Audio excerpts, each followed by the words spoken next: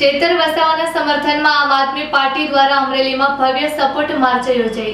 આમ આદમી પાર્ટી દ્વારા લોકપ્રિય યુવા નેતા, ખેડૂત, આદિવાસી, વંચિત અને શોષિત સમાજના હકો માટે સતત સંઘર્ષ કરતા ચેતરભાઈ વસાવાના સમર્થનમાં આજે અમરેલી ખાતે જિલ્લા સ્તરે ભવ્ય સપોર્ટ માર્ચ યોજવામાં આવી હતી। આ સપોર્ટ માર્ચનો પ્રારંભ અમરેલી જિલ્લા મધ્યસ્થ કાર્યાલય જૂના માર્કેટ યાર્ડ રોડ ખાતેથી થયો હતો।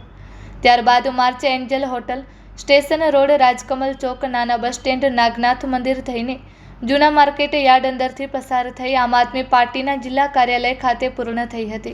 પદયાત્રા દરમિયાન મોટી સંખ્યામાં આમ આદમી પાર્ટીના હોદ્દેદારો, કાર્યકર્તાઓ, યુવાનો, ખેડૂતો, મહિલાઓ અને લોકશાહી પ્રેમી નાગરિકો ઉત્સાહભેર જોડાયા હતા।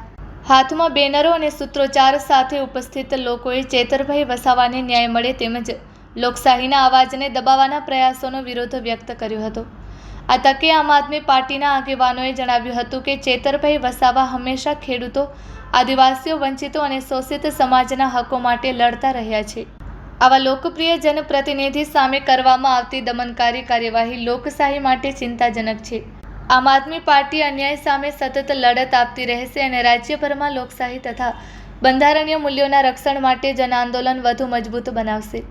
અમરેલીમાં યોજાયેલી આ સપોર્ટ માર્ચ દ્વારા ચેતરભાઈ વસાવાના સમર્થનમાં પ્રજાનો મજબૂત અવાજ ઉઠ્યો હતો અને અન્યાય સામે એકજૂટ રહેવાનો સંદેશ આપવામાં આવ્યો હતો। Report by Sarfaraz Khokhar, Amreli. हम तुम्हारे साथ हैं, चेतरभाई तुम आगे बढ़ो, हम तुम्हारे साथ हैं, कल लड़े थे गोरों से, आज लड़ेंगे गोरों से।